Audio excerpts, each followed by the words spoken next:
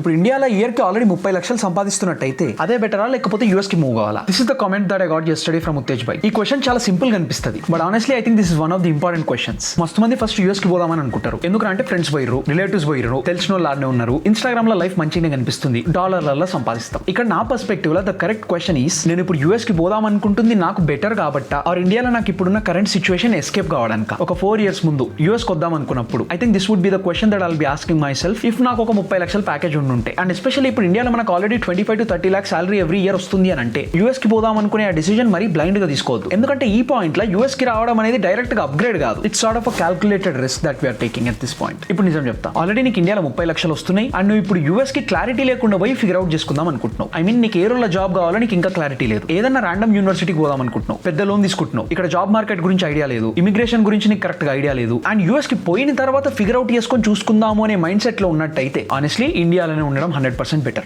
30 లక్షలు ఇండియాలో సంపాదిస్తున్నాం అంటే అది మజాక్ కాదు, it's already a very strong position for your self. మనం ఆ ఫ్యాక్ట్ ని గుర్తించి రెస్పెక్ట్ ఇవ్వాలి. But at the same time 30 లక్షలు ఆల్రెడీ వస్తున్నాయి అంటే యూఎస్ కి రాకుండా ఉండాలి అని కూడా చెప్పలేం. ఎందుకంటే కొంతమందికి యూఎస్ కి మూవ్ అవ్వడం could be a solid upgrade, but only if you know why we're going there. ఇక్కడ ఫస్ట్ మనం చేసే తప్పేందంటే 2 డిఫరెంట్ దేశాలలో మనకు వచ్చే సాలరీని డైరెక్ట్ గా కంపేర్ చేయడం. ఇండియాలో ఇప్పుడు మనకు 30 లక్షలు వస్తున్నాయి, యూఎస్ లో మనకు అరౌండ్ $100,000 వస్తాయి, సో యూఎస్ బెటర్ అంటారు. కొంతమంది ఏమో ఇండియాలో 30 లక్షలు కంఫర్టబుల్ గా వస్తున్నాయి, యూఎస్ లో ట్యాక్స్లు, రెంట్, లోను, వీసాలు ఇవన్నీ ఉంటాయి కాబట్టి ఇండియా బెటర్ అంటారు. రెండు కరెక్టే, కాకపోతే సగమే కరెక్ట్. ఇది ఆఫ్ కోర్స్ సాలరీని డైరెక్ట్ గా కంపేర్ చేయడం బెస్ట్, బికాస్ ఇండియాలో 30 లక్షలు అంటే ఒక లైఫ్ స్టైల్, యూఎస్ లో $100,000 అంటే కంప్లీట్లీ డిఫరెంట్ స్ట్రక్చర్. ఇండియాలో మనకి ఫ్యామిలీ సపోర్ట్ ఉంటుంది, యూఎస్ లో రెంట్, ఇన్సూరెన్స్, కారు, గ్రోసరీస్, ట్యాక్స్లు, ఈఎంఐలు మొత్తం ఖర్చు అంతా డాలర్లలోనే ఉంటుంది. అండ్ యూఎస్ లో మనకు ఒకవేళ దరిద్రం ఎక్కువై మన జాబ్ పోయినట్టయితే మన టైం లైన్ స్టార్ట్ అయిపోతుంది, అదే మన వీసాది unemployment bucket, it get started. So ఇక్కడ మనం ఏ సాలరీ ఎక్కువ ఉంది అని చూసే బదులు మనం ఏది చూస్ చేసుకుంటే కొంచెం లాంగ్ టర్మ్ లో సెట్ కాగలుగుతాం. అఫ్ కోర్స్ ఏది చూస్ చేసుకున్నా రిస్క్ ఉంటుంది, బట్ మన కేసులో మనకున్న స్కిల్స్ తోని లాంగ్ టర్మ్ లో ఏది చేస్తే బెటర్ చూసుకోవాలి. అండ్ నెక్స్ట్ నీకు ఆల్రెడీ 30 లక్షలు వస్తున్నాయి అంటే నువ్వు ఆల్రెడీ నీ గేమ్ లో మస్తు ముందున్నావు and we're not starting from zero now. మనకు ఆల్రెడీ ఏదో ఒకటి వచ్చే ఉంటుంది, మన చేతిలో ఆల్రెడీ ఆ లెవరేజ్ ఉంటుంది. ఐ మీన్ ఒక కంపెనీ ఆల్రెడీ నీ దగ్గర స్కిల్స్ ఉన్నాయని చెప్పేసి ఐడెంటిఫై చేసింది, నీ దగ్గర ఉన్న స్కిల్స్ వాల్యుబుల్ కాబట్టి నీకు పైసలు ఇస్తున్నారు. అండ్ ప్రాబ్లీ నీకు ఈ స్టేజ్ లో ఆల్రెడీ మంచి ఎక్స్పీరియన్స్ ఉండనే ఉంటుంది అండ్ మేబీ మార్కెట్ లో డిమాండ్ ఉన్న రోలే నువ్వు చేస్తూ ఉండొచ్చు. సో ఇప్పుడు నువ్వు యూఎస్ కి మూవ్ అవడం అంటే నీ దగ్గర ఏం ఆపర్చునిటీ లేకపోతున్నట్టు కాదు, నీ దగ్గర ఆల్రెడీ ఉన్న ఒక మంచి ఆపర్చునిటీ నుంచి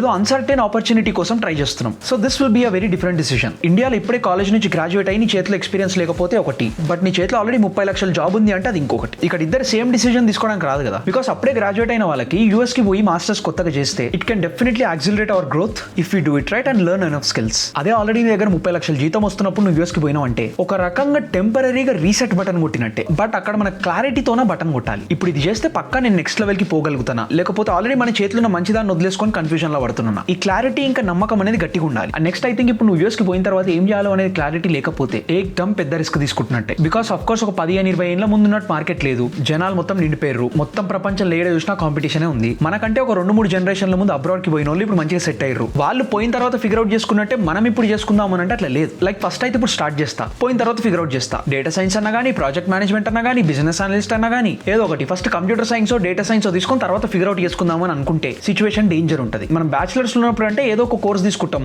అందరు తీసుకుంటున్నారు కాబట్టి అది తీసుకొని తర్వాత ఫిగర్ అవుట్ చేసుకుందాం అనుకుంటాం. ఇక్కడ కూడా అట్లాంటి మిస్టేక్ చేస్తే ఆగమవుతాం. ఇండియాలో మన డిగ్రీకి ఫీజు 5-6 లక్షలే, ఈడ మన డిగ్రీకి ఫీజు 30-40 లక్షలు అవుతుంది. అండ్ మనకు క్లారిటీ లేకుండా యూఎస్ కి వచ్చి ఫిగర్ అవుట్ చేసుకుందాం అని అనుకుంటే మన చేతిలో అసలు డిసైడ్ చేసుకోవడానికి కూడా టైం ఉండదు. ఇటు టైం దన్న నడుస్తూనే ఉంటుంది. ఒక సెమిస్టర్ కాగానే ఇంకొకటి, మధ్యలో ఇంటర్న్షిప్ వస్తుంది, తర్వాత అసైన్మెంట్లు, ప్రాజెక్టులు వస్తూనే ఉంటాయి, నెక్స్ట్ రీసెర్చ్ పొజిషన్స్ కోసం ట్రై చేయాలి, వీసా టైం లైన్ అంతా ట్రాక్ చేస్తూ ఉండాలి. మనం సార్ట్ ఆఫ్ ఇట్లాంటి టైం క్రంచ్ ఉంటాం కాబట్టి పోయిన తర్వాత ఫిగర్ అవుట్ చేసుకుందాం అనే మైండ్ ఉంటే ఆగమైతాం రా. అండ్ సెకండ్, ఒకవేళ యూఎస్ కి జస్ట్ సాలరీ కోసం పోదామని అనుకుంటే పక్క బాధపడే టైం లెక్క ఉంటాయి. యూఎస్ కి వచ్చినాక కనీసం ఒక ఫస్ట్ 2-3 ఇయర్స్ వరకు మనం స్టూడెంట్ లైఫ్ నుండి గ్రాడ్యుయేట్ అయ్యి జాబ్ తెచ్చుకొని లోన్ క్లియర్ చేసేంత వరకు ఆ లోన్ ప్రెషర్, జాబ్ వస్తుందా రాదా అని ప్రెషర్, ఇమిగ్రేషన్ ప్రెషర్, మస్తు రెస్పాన్సిబిలిటీలు, ఇవన్నీ మస్తు ఫిగర్ అవుట్ చేసే ఉంటాయి. ఇక్కడ మనం ఏ డిసిజన్ తీసుకున్నా ఖర్చు అయితేనే ఉంటుంది. అండ్ నెక్స్ట్ ఒకవేళ యూఎస్ పోవాలని చెప్పేసి ఏదో బక్వాస్ యూనివర్సిటీలో జాయిన్ అయితే ఇన్ని లక్షలు లోన్ తీసుకొని యూఎస్ కి వచ్చి ఇట్లాంటి డొక్ల యూనివర్సిటీలో జాయిన్ అయితే బర్బాద్ అయిపోతాం. ఇట్లాంటి కేసులో మనం ఏదో అంబిషన్ తోని ఇది చేయాలి అనే ఇంటెన్షన్ తో మనం చేస్తలేము, ఏదో ఒకటి చూసుకుందాం అని చెప్పి ట్రై చేస్తున్నాం. ఇది ఒక రకంగా gambling చేస్తున్నట్టే.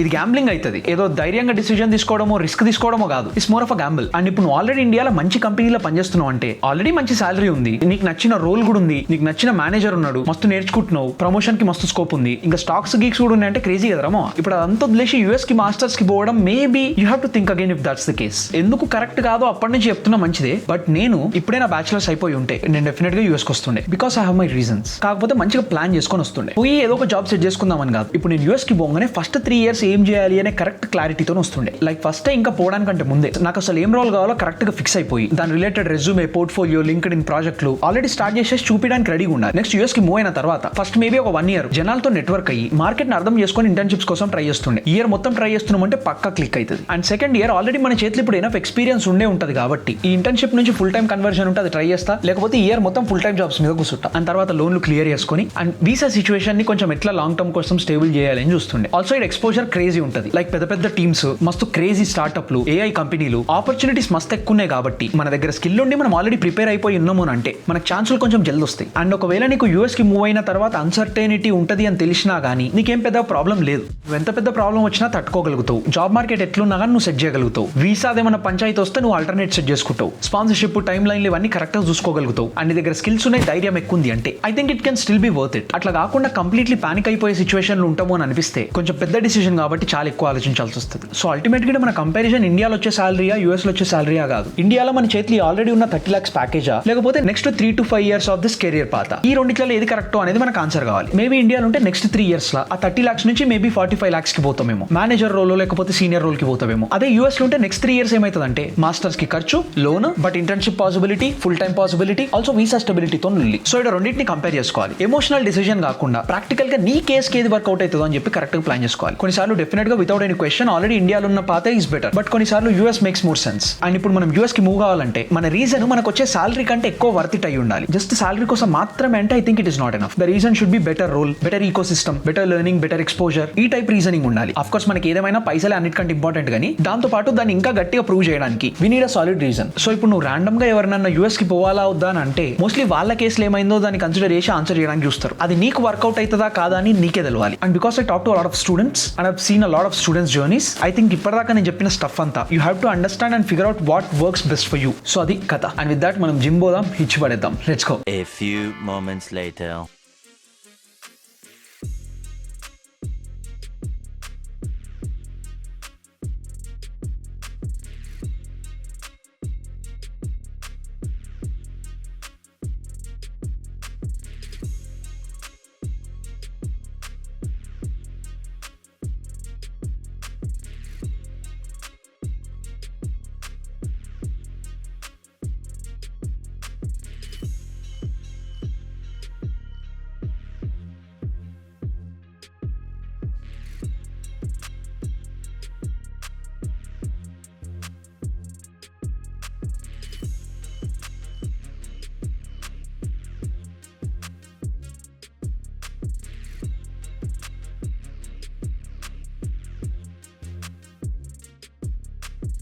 It's about Adharatri 12 AM right now and I'm just done with the workout. What a crazy and amazing session it was. Today was full day and PR hit Yeshna.